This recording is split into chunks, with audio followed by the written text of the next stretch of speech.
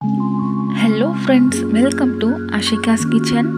இன்றைக்கி நம்ம சேனலில் ஒரு சூப்பரான டேஸ்டியான சிக்கன் பிரியாணி ரெசிபி தான் பார்க்க போகிறோம். இந்த ரெசிபி பிகினர்ஸ் கூட ஈஸியாக செய்யலாம். ஸோ ஸ்கிப் பண்ணாமல் வீடியோவை ஃபுல்லாக பாருங்கள். ஒரு வாட்டி நீங்கள் இந்த மெத்தடை ஃபாலோ பண்ணி செஞ்சிங்கன்னா நீங்கள் பிரியாணி எப்போ செஞ்சாலுமே இந்த மெத்தடை தான் ஃபாலோ பண்ணி செய்வீங்க. அந்தளவுக்கு ஈஸியான மெத்தட் இது. பாய் விட்டு சிக்கன் பிரியாணி. இதுக்கு தேவையான பொருள் என்னன்றதை பார்த்துக்கலாம். 1/4 கிலோ வெங்காயம், 1 கப் தயிர், 1 லெமன், தக்காளி 1/4 கிலோ, 4 பச்சை மிளகா, 1 கட்டு புதினா, 1 கட்டு கொத்தமல்லி, 1/2 கிலோ பாஸ்மதி ரைஸ் நல்லா வாஷ் பண்ணி 1/2 hour ஊற வச்சுருக்கேன். ஸ்டவ் ஆன் பண்ணதும் ஒரு திக் பாட்டம் பேன் எடுத்துக்கோங்க, அப்போ தான் அடி பிடிக்காது. பேன் நல்லா ஹீட் ஆனதும் இதில் 200 ml ஆயில் சேர்த்துக்கலாம். பிரியாணிக்கு ஆயில் கொஞ்சம் அதிகமாக இருந்தால் தான் நல்லாயிருக்கும். ஸோ கொஞ்சம் அதிகமாகவே எடுத்துக்கோங்க. 1/2 கிலோ அரிசிக்கு 150 to 200 ml ஆயில் தேவைப்படும். ஆயில் நல்லா ஹீட் ஆனதும் இப்போ இதில் வெங்காயம் சேர்த்துக்கலாம். வெங்காயம் வெட்டும்போது நல்லா நீளமாக நல்லா மெலிசாக வெட்டிக்கணும். இப்போது இதில் சேர்த்துக்கலாம். நான் 1/4 கிலோ வெங்காயம் எடுத்திருக்கேன். ஆயில் ஹீட் ஆனதும் சில பேர் டைரெக்டாக பச்சை மிளகா சேர்த்துருவாங்க. எப்போவுமே ஆயில் சூடானதும் பச்சை மிளகா சேர்க்கவே கூடாது. அப்படி சேர்த்திங்கன்னா அதோட மொத்த காரமும் எண்ணெயில் இறங்கி சாப்பிட்டதுக்கப்புறம் சில பேருக்கு அசிடிட்டி, நெஞ்செரிச்சல் ப்ராப்ளம் வரும். சில பேருக்கு சாப்பிடும்போதே புறக்கேறிடும். ஸோ அந்த தப்பை எப்போவுமே பண்ணாதீங்க. இப்போ ஒரு வாட்டி நல்லா வதக்கிட்டு மூடி வச்சுக்கலாம். அப்போ தான் வெங்காயம் சீக்கிரமாக வதங்கும். இப்போ இதை ஓப்பன் பண்ணி பார்க்கலாம். பாருங்கள், வெங்காயம் நல்லா ப்ரௌன் கலரில் வதங்கி வந்திருக்கு.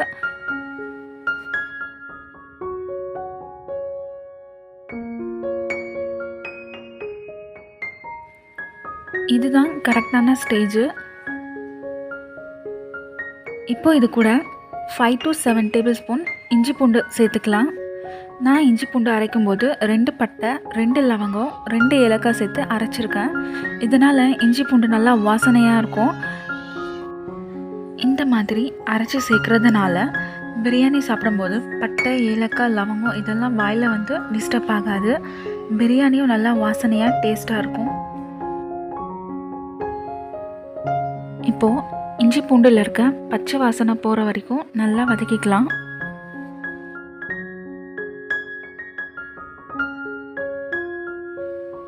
இஞ்சி பூண்டில் இருக்க பச்சை வாசனை போயிடுச்சு. இப்போ இது கூட 1/2 கிலோ சிக்கனை சேர்த்துக்கலாம். பிரியாணி செய்யும்போது நம்ம எத்தனை கிலோ அரிசி எடுக்கிறோமோ அத்தனை கிலோக்கு ஈக்குவலாக கறி எடுக்கணும்.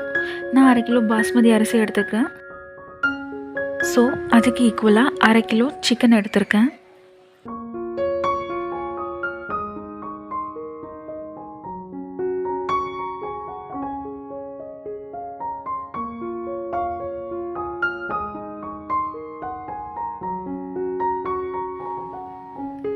சிக்கன் சேர்த்தாச்சு.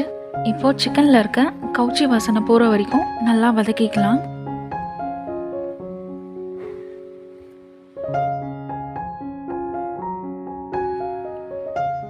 ஸ்டவ் இப்போது மீடியம் ஃப்ளேமில் இருக்குது. இப்போ இதை ஒரு வாட்டி கிளறி விட்டுட்டு மூடி வச்சுக்கலாம். இப்போ பாருங்கள், சிக்கனோட கலர் எல்லாம் மாறிடுச்சு.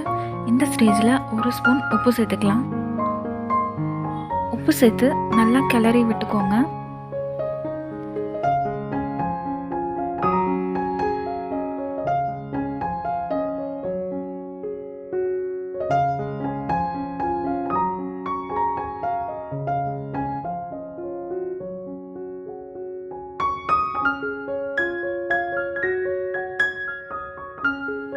இப்போ இது கூட 1/4 கிலோ தக்காளி சேர்த்துக்கலாம்.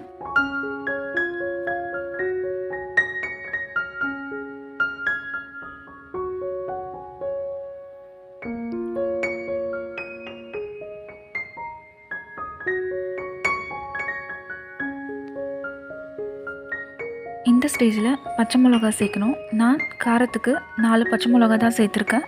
நீங்கள் காரம் அதிகமாக சாப்பிடுவீங்கன்னா இன்னும் கூட சேர்த்துக்கலாம். இப்போது இதை ஹை ஃப்ளேமில் வச்சு நல்லா வதக்கிக்கலாம்.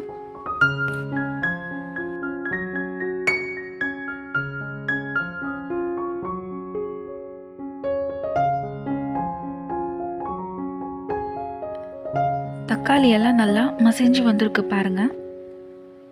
இப்போ இதை ஒரு வாட்டி கிளறி விட்டுக்கலாம்.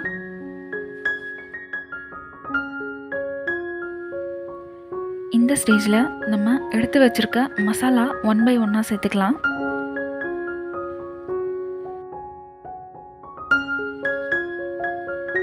இப்போ இது கூட 1 ஸ்பூன் மிளகாய் தூள் எடுத்துக்கலாம். எனக்கு இந்த அளவுக்கு காரம் போதும். நீங்கள் காரம் அதிகமாக சாப்பிடுவீங்கன்னா இன்னும் கொஞ்சம் சேர்த்துக்கலாம்.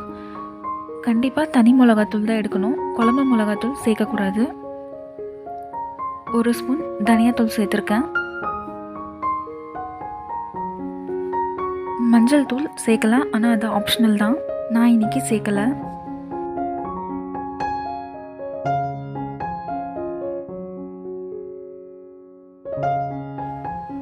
இப்போ இதில் இருக்க பச்சை வாசனை போகிற வரைக்கும் நல்லா மிக்ஸ் பண்ணிக்கோங்க. ஃப்ளேம் மீடியமில் தான் இருக்குது.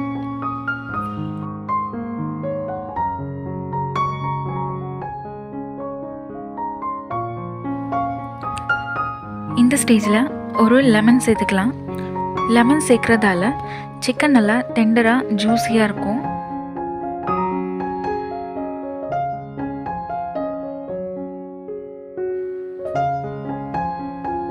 இப்போ இது கூட 1 கப் தயிர் சேர்த்துக்கலாம்.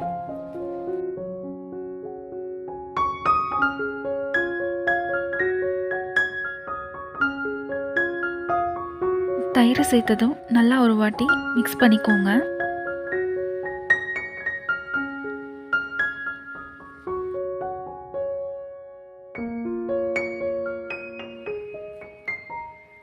கடைசியாக புதினா கொத்தமல்லி சேர்த்துக்கலாம். நான் 1 கட்டு புதினா 1 கட்டு கொத்தமல்லி எடுத்திருக்கேன். இப்போது இது கூட சேர்த்துக்கலாம்.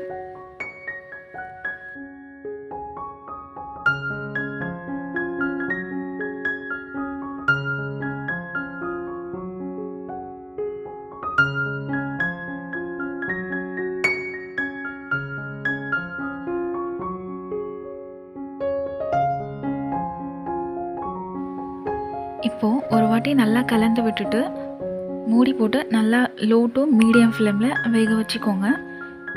பிரியாணி சமைக்கும் போது ஒவ்வொரு ஸ்டேஜ்லேயும் மசாலா சேர்த்ததுக்கப்புறம் மூடி வச்சு தான் செய்யணும். அப்போ தான் அதோடய வாசனையெல்லாம் பிரியாணிக்குள்ளே இறங்கும். எல்லா மசாலாவும் சேர்த்தாச்சு. இந்த ஸ்டேஜில் ஒரு மூடி போட்டு 15 நிமிஷம் லோ டு மீடியம் ஃப்ளேமில் வேக வச்சுக்கலாம்.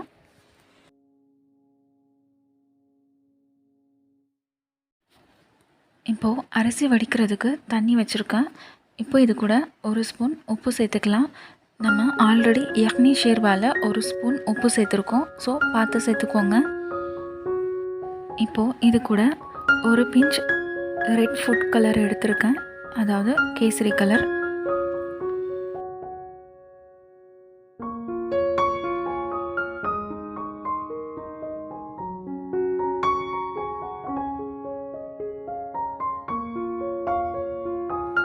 இப்போ நம்ம யக்னி ஷேர்வாவை ஓப்பன் பண்ணி பார்க்கலாம், அதாவது பிரியாணி மசாலா. பாருங்கள் எவ்வளோ அழகாக வெந்துட்டுருக்குன்னு.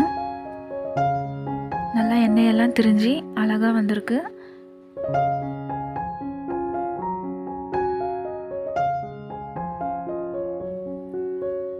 சிக்கன் நல்லா வெந்துடுச்சு. இப்போ இதை ஆஃப் பண்ணிடலாம்.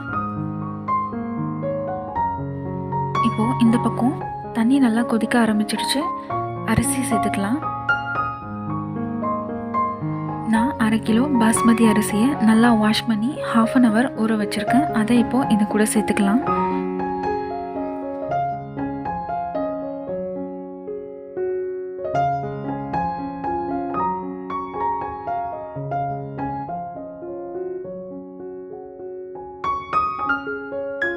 இப்போ இதை ஒரு வாட்டி கிளறி விட்டுக்கலாம். சாப்பாடு வேகும்போது நிறைய தண்ணி ஊற்றி தான் வேக வைக்கணும். அப்போ தான் அரிசி ஒன்றோட ஒன்று ஒட்டாமல் நல்லா ஃப்ரீயாக உதிரியாக வரும். இப்போ இதை மீடியம் ஃப்ளேமில் வேக வச்சுக்கலாம்.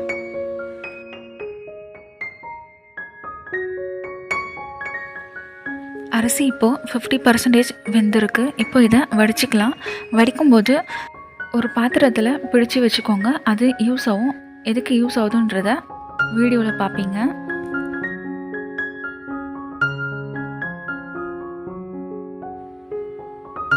பாருங்கள், சாப்பாடு வடித்தாச்சு. இப்போ இது கூட யக்னி ஷேர்வா, அதாவது பிரியாணி மசாலாவை கொஞ்சம் கொஞ்சமாக சேர்த்து நல்லா மிக்ஸ் பண்ணிக்கலாம்.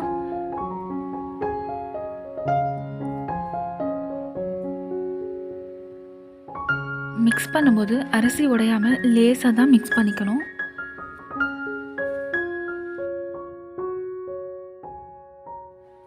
மசாலா எல்லா இடத்துலையும் படுற மாதிரி நல்லா மிக்ஸ் பண்ணிக்கலாம்.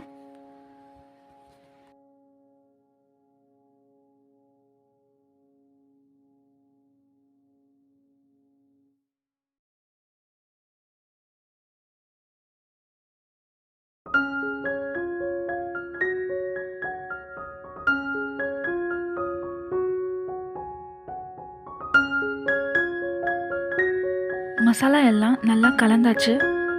இப்போது நான் ஏற்கனவே சொன்ன மாதிரி அரிசி வடித்த தண்ணியை ஒரு டீ டம்ளரில் பாதி அளவு எடுத்து வச்சுக்கோங்க.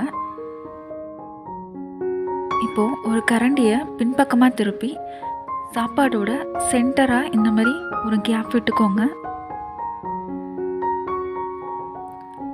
இப்போ இதில் அரிசி வடித்த தண்ணி இருக்கு இல்லையா, அதை இதில் சேர்த்துக்கலாம். அதிகமாக சேர்க்கக்கூடாது. சும்மா ஒரு டீ கப்பில் 1/4 கப் அளவு தண்ணி சேர்த்துக்கிட்டா போதும். இப்போது இந்த கேப்பை க்ளோஸ் பண்ணிக்கலாம். இந்த மாதிரி செய்கிறதுனால சாப்பாடு அடிப்பிடிக்காமல் சூப்பராக வரும். இப்போ இதை க்ளோஸ் பண்ணிவிட்டு தம்க்கு விட்டுக்கலாம். இப்போ இதை லோ ஃப்ளேமில் 10 to 15 மினிட்ஸ் நல்லா தம்க்கு விட்டுக்கலாம். நான் ஏற்கனவே சொன்ன மாதிரி அரிசி வடித்த தண்ணியை இதுக்கு மேலே வச்சுக்கலாம். இது மாதிரி வைக்கிறதுனால மேலே இருக்க சூடெல்லாம் சாப்பாட்டுக்குள்ளே இறங்கி சாப்பாடு நல்லா பூத்து வரும். இதையே நம்ம விறகடுப்பில் செஞ்சுருந்தா அதோட தணலை எடுத்து மேலே விட்டு தம்க்கு விட்டுருப்போம். நம்ம கேஸ் அடுப்பில் செஞ்சதால் இந்த டெக்னிக்கை ஃபாலோ பண்ணுறேன். 10 நிமிஷம் தம் விட்டாச்சு. இப்போ இதை ஓப்பன் பண்ணி பார்க்கலாம். பாருங்கள், நம்ம பாய் விட்டு சிக்கன் பிரியாணி சூப்பராக ரெடி ஆகிடுச்சு.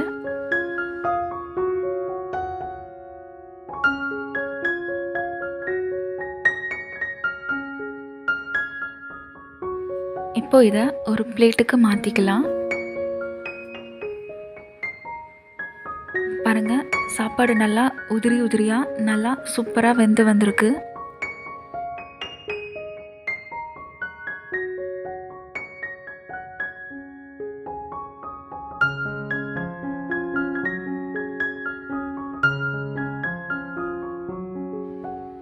இதே மெத்தடில் நீங்கள் மட்டன் பிரியாணி கூட ட்ரை பண்ணலாம். பாருங்கள், நம்ம பாய் விட்டு சிக்கன் பிரியாணி சூப்பராக ரெடி ஆகிடுச்சு. இந்த ரெசிபி உங்களுக்கு பிடிச்சிருந்தா லைக் பண்ணுங்கள், ஷேர் பண்ணுங்கள், கமெண்ட் பண்ணுங்கள். உங்கள் ஃப்ரெண்ட்ஸ் அண்ட் ஃபேமிலி கூட ஷேர் பண்ணுங்கள்.